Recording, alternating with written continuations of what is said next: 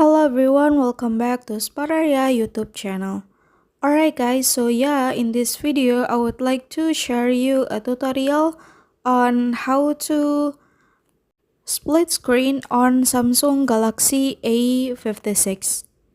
Alright guys, so for those of you who want to run two applications at one screen, don't need to be worried because the Samsung Galaxy A56 cell phone provides a feature called split screen.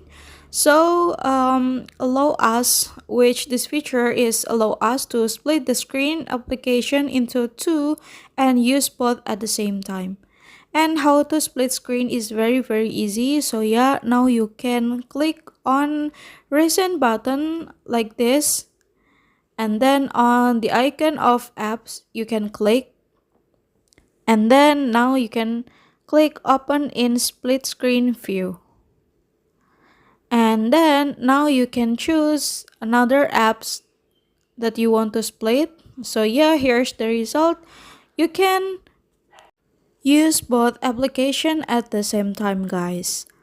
Alright, it's easy, right? So yeah, here's the tutorial on how to split screen on Samsung Galaxy A56, and thank you so much for watching, guys. Bye bye.